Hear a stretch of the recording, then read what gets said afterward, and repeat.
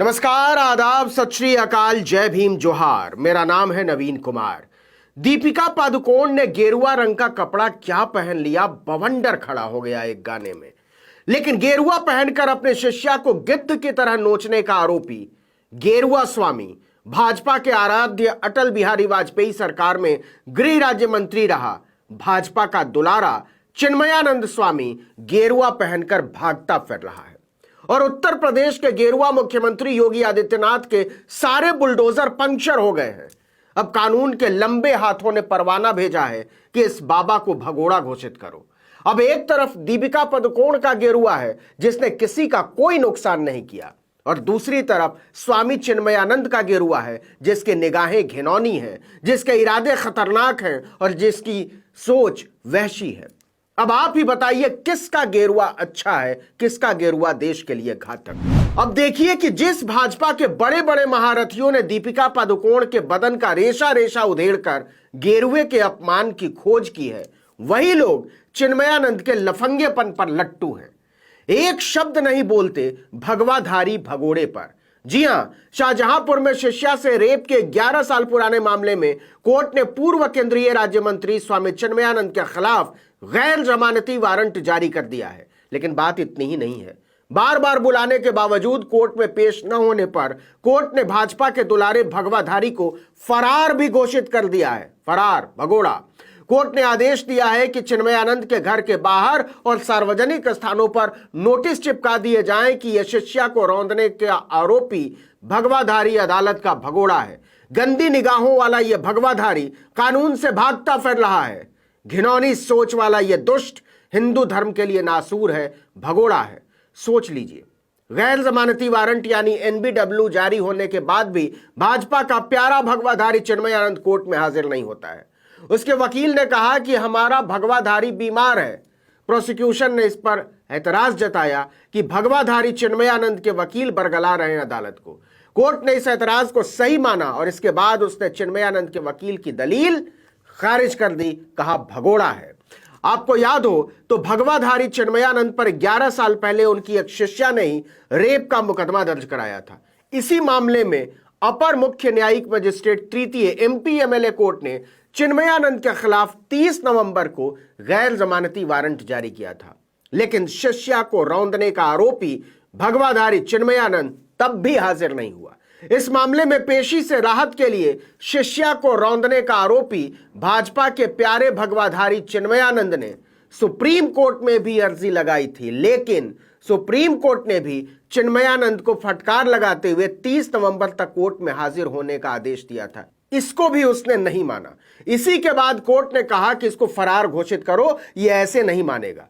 जज ने कहा कि पुलिस उसके खिलाफ धारा 82 के तहत कार्रवाई करे। आदेश की कॉपी को चिन्मयानंद के घर के बाहर और सार्वजनिक जगहों पर चिपका दिया जाए कि यह भगोड़ा है, फरार है, अदालत से भागा हुआ है।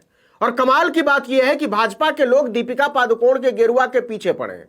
कुछ तो बोलो भाजपा वालों कि भगवाधारी चिन्मयानंद के घर पर बुलडोजर कब चलवा रहे हो? ये लोग क्या बुलडोजर चलाएंगे? शिष्या को गंदी निगाहों से देखने और वहशी चिन्मयानंद तो भाजपा का प्यारा भगवाधारी है। और हम चिन्मयानंद को भाजपा का प्यारा यूं ही नहीं कह रहे, इसके पीछे बहुत बड़ी वजह है। आपको याद होगा कितनी मुश्किल से चिन्मयानंद के खिलाफ मुकदमा दर्ज हो पाया था। कमाल तो यह है कि जब पीड़िता ने भगवाधारी चिन्मयानंद के खिलाफ मुकदमा दर्ज कराने की कोशिश की तो खुद उसी के खिलाफ पुलिस ने मुकदमों का पहाड़ खड़ा कर दिया था। सोचिए कितनी ताकत है चिन्मयानंद की। जेल में लड़की को डाल दिया गया, सुप्रीम कोर्ट तक को इसमें दखल देनी पड़ी। लेकिन कमाल देखिए कैसे शिष्याओं को गंदी निगाहों से देखने वाला यह भगवाधारी चिन्मयानंद भाजपा का दुलारा और प्यारा है। सत्ता में आने के अगले ही साल यानी 2018 में ही योगी आदित्यनाथ की सरकार ने चिन्मयानंद के खिलाफ दर्ज मुकदमे को वापस लेने के लिए अर्जी लगा दी थी। जी हां, रेपिस्ट है, बलात्कारी है चिन्मयानंद आरोपों के मुताबिक। सोचिए जो मुकदमा इतनी मुश्किल से दर्ज हुआ था उसे वापस लेने में भगवाधारी योगी आदित्यनाथ की सरकार की इतनी दिलचस्पी क्यों थी?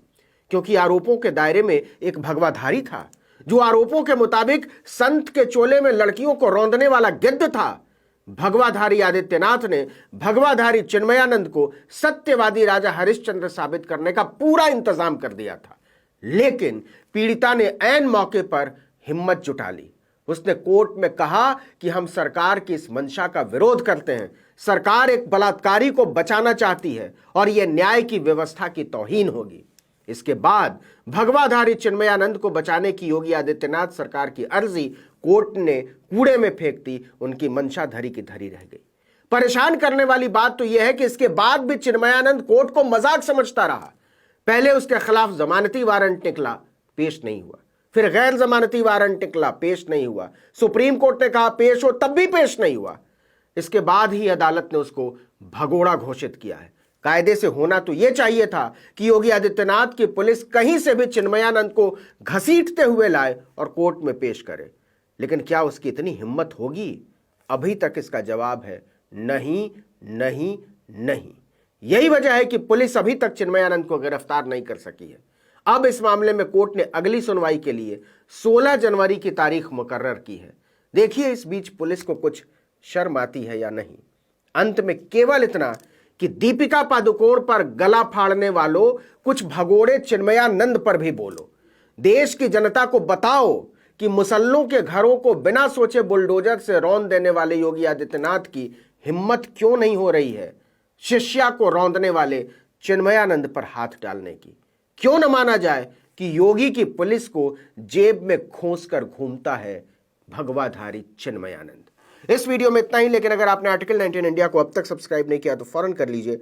बेल आइकॉन दबाइए, घंटी जैसी आकृति लाइक कीजिए और कमेंट करके बताइए हमारा वीडियो आपको कैसा लगा। यूट्यूब पर देख रहे तो हमारे चैनल को सब्सक्राइब कर लीजिए। फेसबुक पर देख रहे तो हमारे पेज को लाइक कीजिए।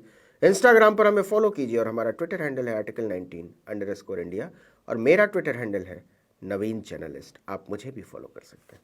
नमस्कार।